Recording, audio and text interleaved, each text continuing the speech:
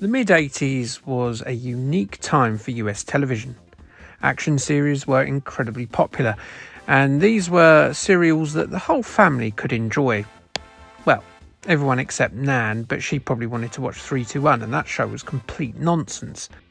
The A-Team, The $6 Million Man, Fall Guy, Airwolf, The Greatest American Hero, Street Hawk, Knight Rider, they were all essential viewing. Well, essential viewing if you like really badly written television shows with explosions that they cheaply reused every single week. They've aged terribly, these shows, but then so have I. So who am I to judge? One of the lesser known of these pantheon of low-rent half-hour semi-violent serials was Automan, a show I have absolutely no recollection from the 80s.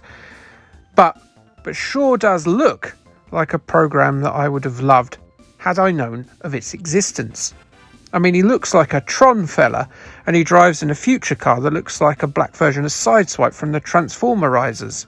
And despite me not knowing what this show was back in the day, he got a video game on the Commodore 64. Yeah, it's a game that exists. But for now, let's find a bit more about this automated Manuel, because you might be like me and have no bloody idea. It should be no surprise that I wasn't overly familiar with Automan. Its entire run was, after all, just 13 episodes in between 1983 and 1984, shown on ABC television and on the BBC a year later in the UK. It had poor ratings and its special effects were hugely expensive for a show that wasn't performing, so it didn't really warrant its continued existence. Automan tells the story of Walter Niebicher, who is a police officer and computer programmer, of course, who has created a hologram that is able to leave the digital world and fight crime. That hologram is an AI, that's topical, called Automatic Man, or Automan for short. See, I'm not so sure what's so special about being automatic anyway. I'm an automatic man. I get up, I go to work, then go home and cry about my existence. That's an automatic response. Okay, so I don't look like a Tron man, but still. Niebicher recruits his techno-creation buddy to help him thwart those who would do wrong to others. And he does this by posing as a government agent called Otto J. Mann. A little assistant polyhedron called Cursor is able to generate glow-in-the-dark hologrammatic vehicles for them to sit in that naturally have very little to do with physics. Obviously, if you're going to do a series where you've got a real man and a computer-generated man made flesh sitting in cars and helicopters made out of light, why would you bother with having physics acting normally? Just go all out, Automan. I'm glad you did. In reality, the car was actually a Lamborghini Countach that was spruced up to look a bit like a cool space car, but it just sort of looks like one of those highly flammable Elon Musk Tesla cars as a result.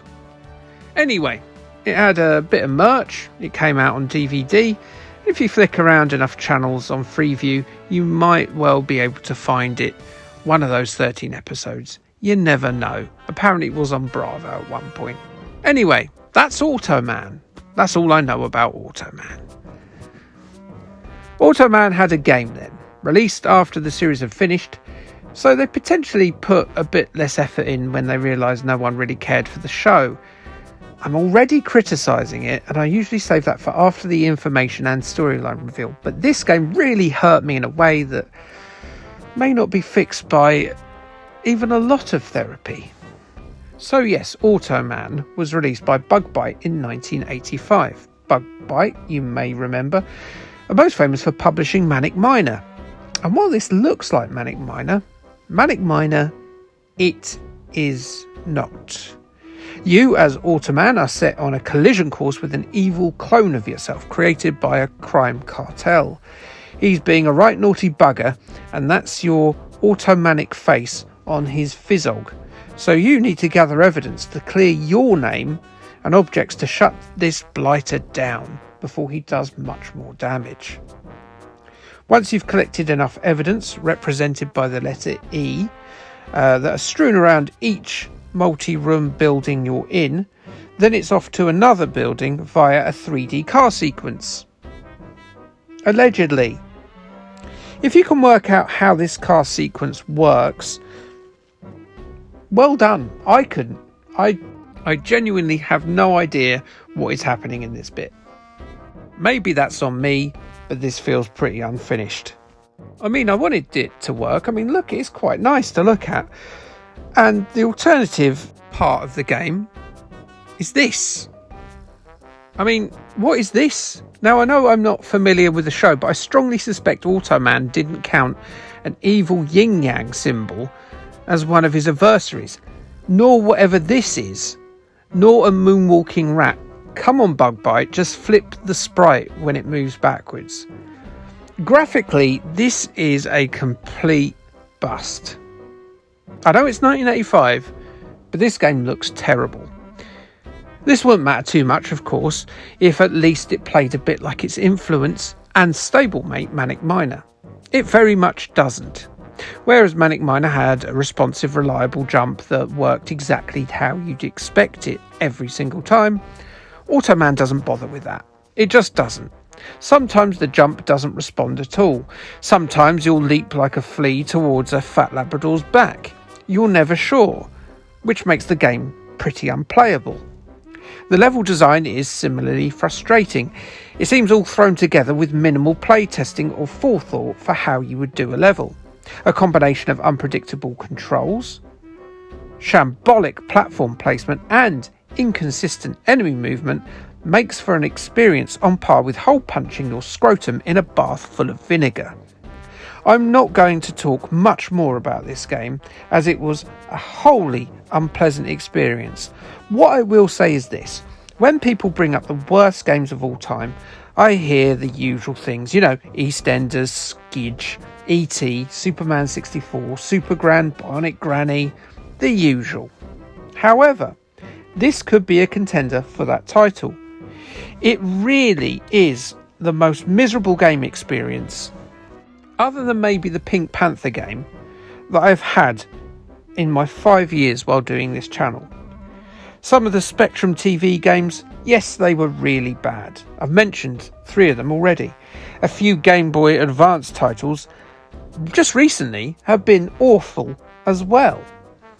But this one, potentially, it could take the cake. Its status as a relatively unknown title has probably seen it escape a lot of criticism, but it is unplayably poor. I would say that this is probably whatever the opposite of Metal Jesus' Hidden Gems are.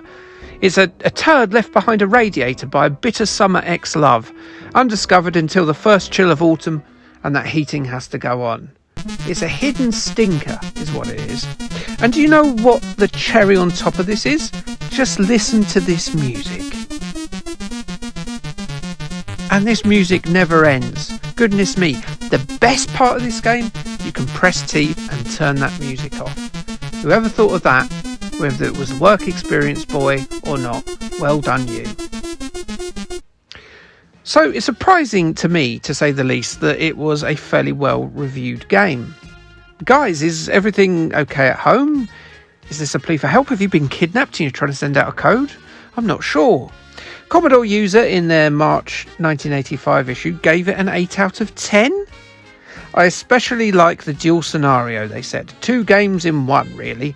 Worth buying. Well, one's unplayable and the other's unfinished. Commodore User, come on, you're talking shite. CMVG gave Automan a 26 out of 40 in their April 1985 issue. The £9.50 price tag might make me think twice about this game. Do you think? I should bloody hope it would. So maybe I'm wrong. Maybe I need to sit in a nice Tron-like suit and enjoy this game.